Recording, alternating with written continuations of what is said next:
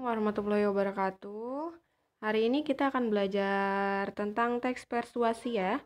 Sebelumnya kita pernah belajar di kelas tentang teks persuasi, tapi Ibu hari ini ulas kembali tentang teks persuasi. Oke, kalian siapkan alat tulisnya ya. Nanti di akhir video akan ada beberapa soal yang harus kalian jawab. Nanti kalian jawab di kertas, terus fotokan dan kirim ke WhatsApp Ibu ya. Oke. Nah, yang akan Ibu jelaskan di video ini yaitu tentang pengertian teks persuasi, struktur teks persuasi, ciri-ciri teks persuasi, dan contoh teks persuasi.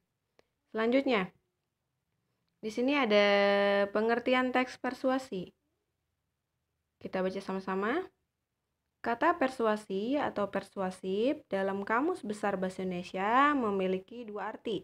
Pertama, kata persuasi diartikan sebagai ajakan kepada seseorang dengan cara memberikan alasan dan prospek baik yang meyakinkannya, bujukan halus atau bisa dikatakan dengan bujukan halus. Selain itu juga diartikan sebagai karangan yang bertujuan membuktikan pendapat. Dari pendapat ini ada dua kemiripan dari pengertian kata persuasi tadi ya, yaitu adanya unsur meyakinkan pendapat. Dalam kalimat yang lebih ringkas, pengertian teks persuasi adalah bacaan atau teks yang isinya berupa ajakan atau bujukan kepada pembacanya agar melakukan atau mengikuti isi dalam teks persuasi yang telah dibuat. Itu pengertian dari teks persuasi. Selanjutnya, di sini Ibu akan menerangkan tentang struktur teks persuasi. Ada struktur teksnya ada 4 ya. Pertama, politik. Kedua, pendidikan. Ketiga, advertensi. Keempat, propaganda. Selanjutnya, di sini ada persuasi politik. Mohon maaf ini jadinya ke belakang gini ya. Kalau di laptop ini sesuai, tapi karena di handphone jadi keluar-keluar tulisannya.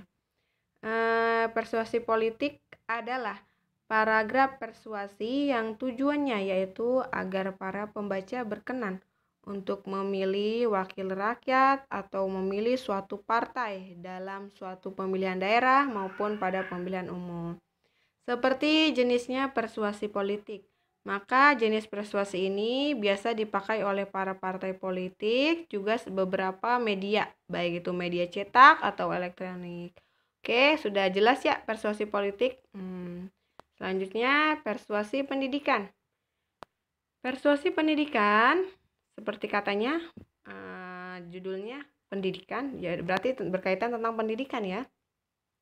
Persuasi pendidikan adalah paragraf persuasi yang memiliki berupa pesan khusus di dalamnya ada hubungannya dengan dunia pendidikan. Baik itu mengajak untuk giat belajar ataupun mengajak untuk rajin sekolah. Selanjutnya, persuasi advertensi. Persuasi advertensi merupakan paragraf persuasif yang digunakan untuk kepentingan komersil atau sebagai iklan bagi suatu produk, di mana tujuan utama paragraf persuasi ini adalah untuk memperkenalkan dan juga membujuk para pembaca untuk membeli produk yang ditawarkan melalui paragraf ini. Selanjutnya, persuasi propaganda. Persuasi propaganda adalah karangan persuasi yang berupa imbauan yang disampaikan dengan keras dan jelas untuk membuat pembaca atau mau mengikuti imbauan yang disampaikan. Kalian bisa menemukan paragraf ini pada sejumlah media cetak seperti misalnya majalah, surat kabar, atau artikel-artikel di internet. Nah, selanjutnya itu ciri-ciri teks persuasi ya. Kalian bisa lihat di layarnya. Ciri-ciri teks persuasi ada 5. Pertama, adanya bujukan, pengaruh, atau himbauan kepada pembaca.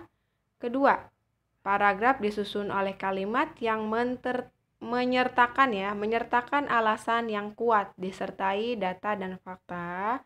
Ketiga, isi paragraf digunakan untuk meyakinkan pembacanya atau mempercayai yang ditulis oleh penulisnya. Keempat, banyak menggunakan kata-kata ajakan. Contohnya, mari, ayo, lakukanlah, dan sebagainya. Terakhir yang kelima, biasanya menghindari konflik agar kepercayaan pembaca tidak hilang. Itu ciri-ciri dari teks persuasi. Selanjutnya, ini contoh teks persuasi yang Ibu ambil contohnya dari teks persuasi pendidikan. Oke, kita baca sama-sama. Masih banyak dari guru dan orang tua murid yang tidak sabar mendidik peserta didiknya. Padahal di dalam mendidik anak, kesabaran amat sangat diperlukan agar potensi anak bisa berkembang. Disebabkan tiap anak pasti berbeda potensi dan karya.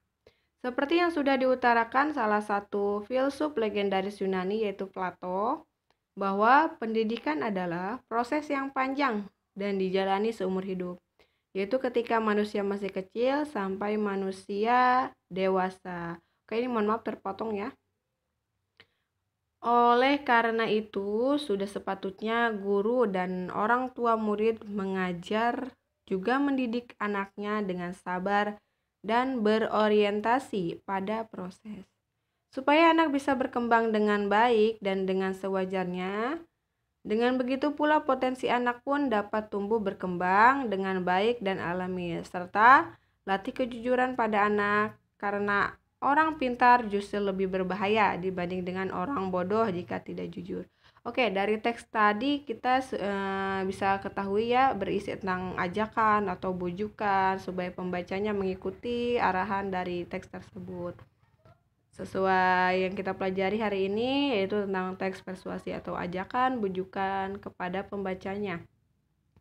Oke, nih terakhir simpulan. Teks persuasi merupakan karangan yang bertujuan untuk mengajak, menghimbau, atau mempengaruhi pembaca untuk melakukan sesuatu. Oke, ini sudah bagian terakhir ya. Dan ada beberapa soal yang harus kalian jawab. Nah, ini soalnya. Kalian jawab di kertas, nanti fotokan, kirim ke WhatsApp Ibu. Nah, soal yang pertama ya, Ibu bantu membacakan karena ini jadinya berantakan gini ya kalau di handphone. Pertama, jelaskan pengertian teks persuasi. Kedua, sebutkan ciri-ciri teks persuasi. Ketiga, apa saja yang ada dalam teks persuasi? Jelaskan dengan bahasa sendiri ya. Keempat, jelaskan tentang jenis-jenis teks persuasi. Nanti kalian sebutkan jenis-jenisnya apa aja, terus jelaskan. Dan yang kelima atau terakhir, sebutkan manfaat yang diambil dari teks persuasi. Oke, akhirnya kita berakhir di sini. Sekian dari Ibu. Mohon maaf jika ada salah-salah kata. Wassalamualaikum warahmatullahi wabarakatuh.